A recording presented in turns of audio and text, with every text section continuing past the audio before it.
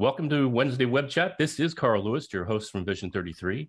And today we're going to be talking about multi-tenant environment. And one of the people that I have known the longest in this world of SAP Business One, a good friend, workmate for many, many years, Dan Love, is our special guest today. Dan and I have been working with SAP Business One since, I think, 2003, when we both sat at the table together going through certification for SAP Business One. So the only difference between now and then is that now people think we know something. Whereas back then we knew we didn't, especially about Business One. We've got a lot of years behind us with this application for sure. So Dan, if you're out there, welcome to Wednesday Web Chat. Thanks, Carl. It's always good to talk to you. As Carl said, we go way back, probably too far back. So I appreciate you spending the time with us. Yeah, makes these conversations pretty easy when you've known somebody that many years, for sure. So Dan, you really take leadership for our MTE environment these days, and you do a great job at it. But one of the questions that I get asked a lot, and this is one of the things that's changed in the time that you and I have known each other. We didn't have MTE in 2003. Right. What is MTE? So in SAP world, we love acronyms. So MTE stands for, as you said, multi-tenant environment. It is a common shared environment where multiple customers share SAP Business One and resources. So each company has their own separate database. It's secure to only them and their users, but it is using a set of shared resources. And that allows us to keep the costs low, to provide current up-to-date technology, security, and all of the components to our customers at a monthly low cost per user. And some of those things that you just mentioned, Dan, like security in particular, those are really hard for a lot of small companies to stay up on. So we take responsibility for some of that stuff, right? We do, yeah. It's really for those customers that don't have that breadth of knowledge and depth of knowledge that we have.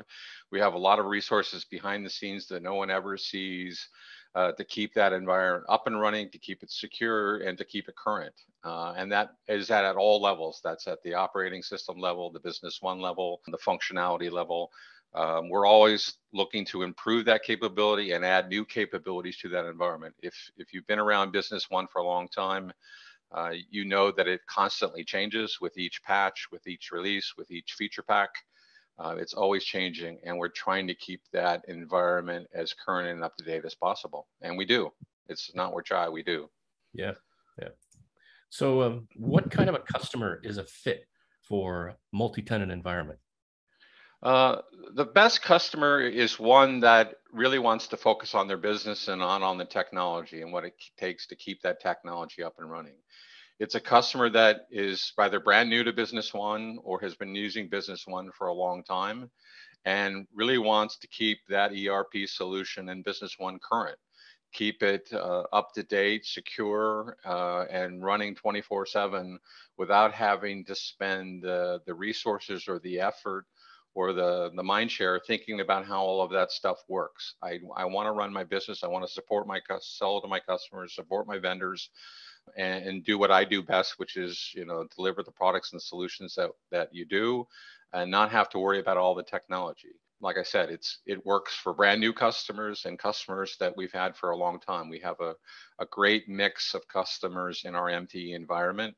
We have customers that have thousands of transactions a month to those that have very few. We have customers that have 1 or 2 users to those that have over 25, 30 users. So as you know, Business One is a really broad and deep solution, and a lot of people use it differently.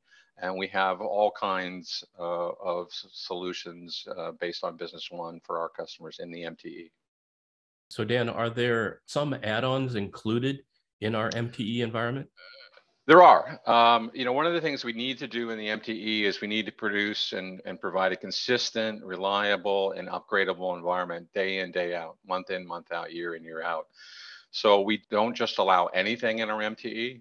We have a group of people that look at new functionality, that look at changed functionality, and try to deliver that functionality in a very consistent way, so that when we do an upgrade from feature pack 2105 to 2202, like we just did, that it works, and it works like clockwork.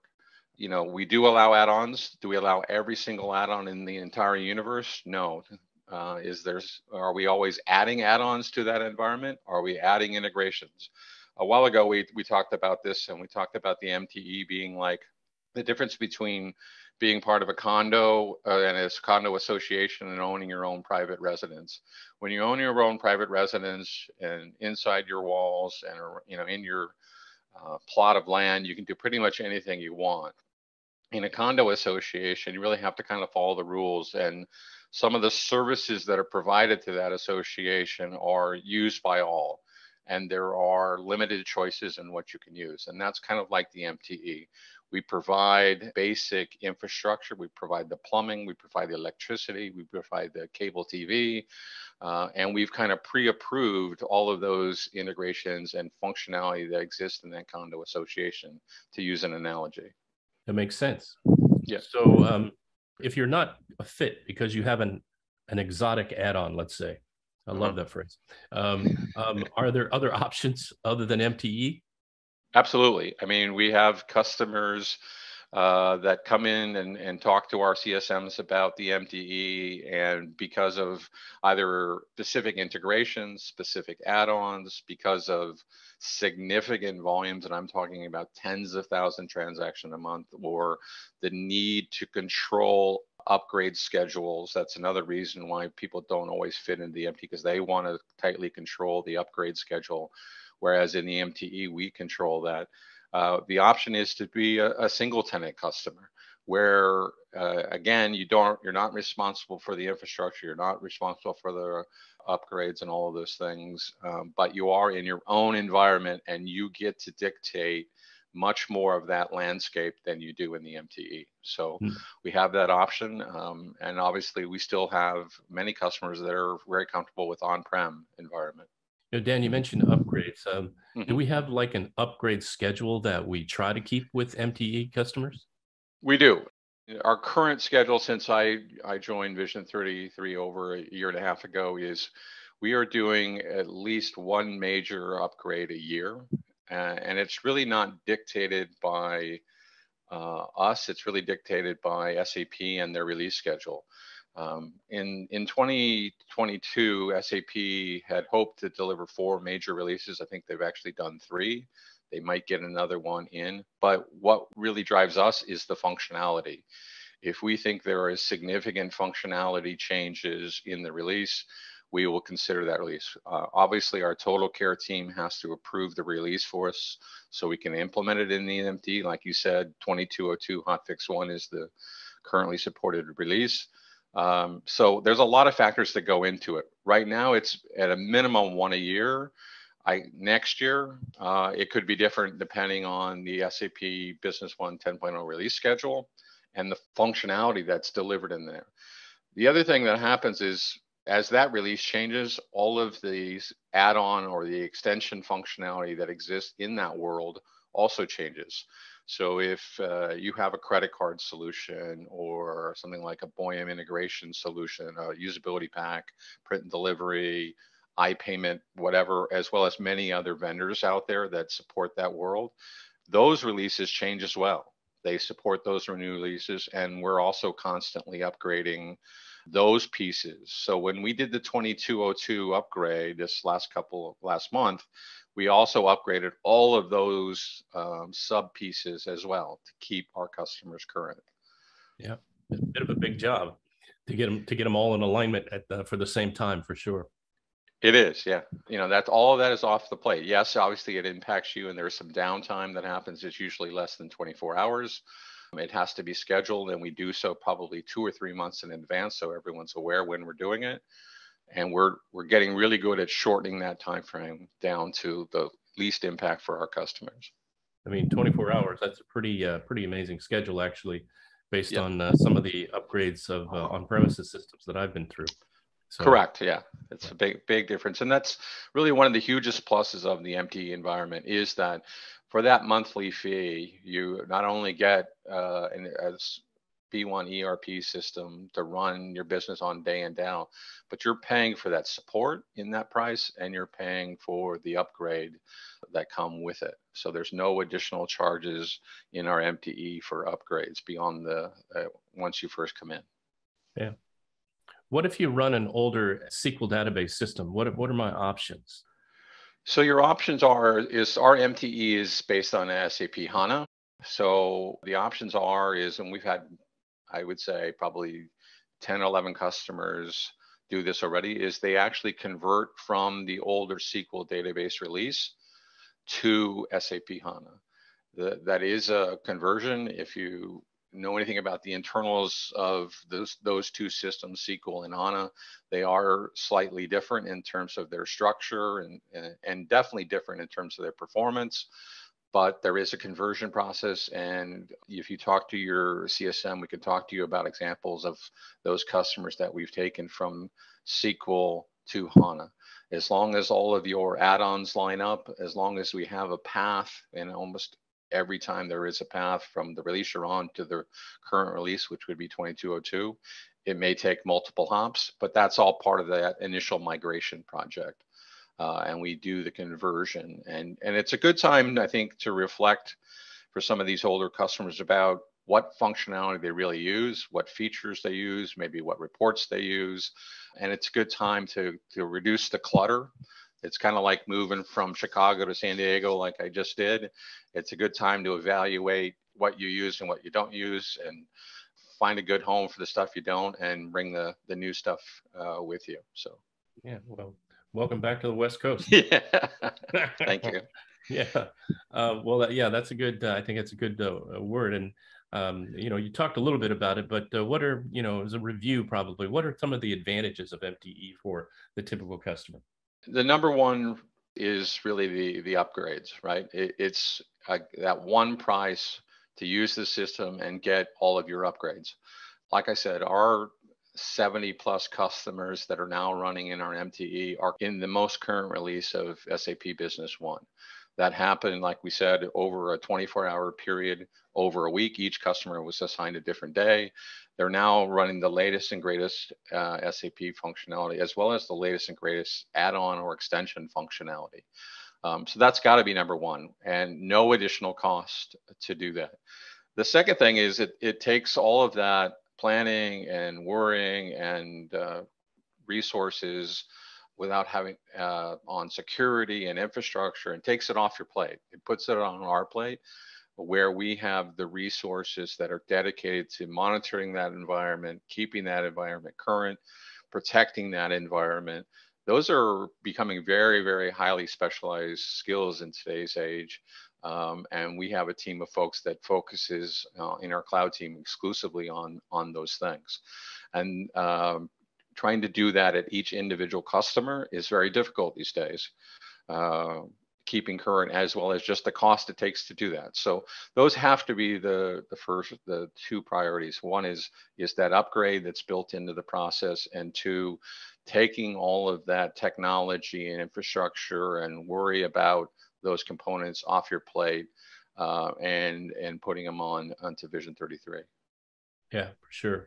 I remember, and I'm sure you do too, when we used to put Business One on one simple server. Yeah, it was simple.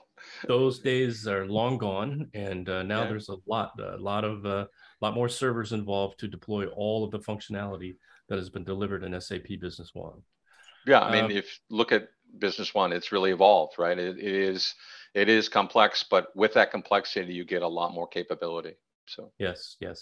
You kind of zoom by it, Dan, but there are customers that have been running Business One for a long time, and they're still on maybe one of the early versions of Business One. And their reason for not upgrading is because they would have to buy a new server or servers, right? Yep. And their operating system might also be, way too old to be compatible. And, just they run into these end of life challenges. And so they just continue to run on what they have. Right. Is MTE able to really kind of, I'll call it, come to the rescue of customers like this? Yeah, and we've been doing it a lot lately, right? I mean, we just had a customer that came from 8.81, if you remember that release. Yep. You know, it's kind of tough. If you know the history of releases at SAP, we've gone from years to versions back to years. And it is a project to do that, because sometimes those systems have to go in what we call hops. And this is all part of the project that we handle. You need to go from wherever you're starting. Let's say it's 8.81 patch level, whatever. You have to go from 8.81 to a 9 release to a 9.3 to a 10. And we have that expertise. We know what those hops are. We know how the issues that you can have at each hop. So there is that initial project.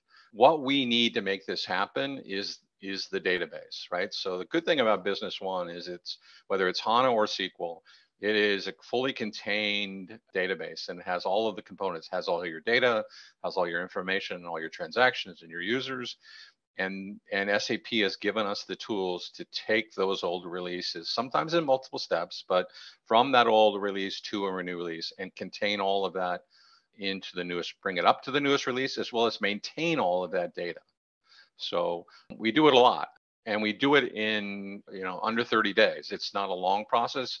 Really, the process that takes the longest is training users to get them up to speed on the new functionality if they want to use it. And two, letting them test that what we've done in that migration is exactly what they expected to happen, and that all that data is brought across. So we do it all the time, and we're doing it more and more. Then it takes all of that infrastructure off your plate and puts it on us. To give you an example, every Wednesday night we apply the most current patches, or the patches at the operating system, at the database level, and those kind of things. We do all that for you. We're constantly upgrading that technology along with our MTE. So it takes all of that off your plate and keeps you current. Like I said, I now have over 70 customers that are on the most current release of Business One because they're in our MTE. So huge plus. So there might be, an initial project cost, but right. After that, going forward, they never then have it's to your worry monthly about user that. cost. Yeah, Yep. They don't have to worry about that end of life issue ever again, Exactly. because that's all handled. Yeah. And our teams are that do these conversions, even from the older releases, are really efficient, right? They've been through this multiple times at multiple combinations. So that project is a project. It does have costs, but it's not a huge cost, and it's a one-time cost. Once you're in, your upgrades are part of that monthly service and support fee. Yeah. What if I have more than one database? And kind of a follow-up question, what if I have, some kind of a multi-company solution? Okay, so the first one is, if you have multiple legal entities or a need to segregate your ERP system by legal entity, that's fine. We have customers that I believe have 11 different companies representing different legal entities that they have. If those companies need to, quote unquote, talk to each other, meaning there are transactions to and from those companies because of their relationships, because of consolidated reporting, you want to look at all 11 of those companies as one. We have an intercompany solution through what we call our Saltbox integration that we use to keep those transactions and consolidate that data from a reporting perspective. That solution is called Saltbox, and it's the Saltbox intercompany solution that we can deploy. That's great. Yeah. So Dan, we've answered a lot of questions there. I'm sure there's more. I'm not seeing any questions, but my last one is, if somebody's really interested in, making this journey from their existing system, because most of our audience are existing customers, and they want to investigate MTE, who do they talk to? I would talk hopefully with someone you have a good relationship already, and that's your CSM, your customer support manager. Give them a call. They are getting this question asked for them a lot right now. So they should be well versed in the process. Each situation is a little unique, and they're very good at diving into that detail, make sure we understand the complexities of your most current environment or this old end of life environment. But they have a plan, and they should be able to have that conversation with you and put together a project to take you from where you are into our MTE should be, depending on your timeline, from 30 to 60 days. That sounds great. So, and if you don't know who your CSM is, right, you can probably just send an email to contact@vision33 and tell us what you're looking for, and we'll be glad to follow it up and get the right person to reach out to you. So, well, Dan, thank you very much, and thank you everyone for joining us today on Wednesday Web Chat, and we'll see you on another edition very soon. Thanks.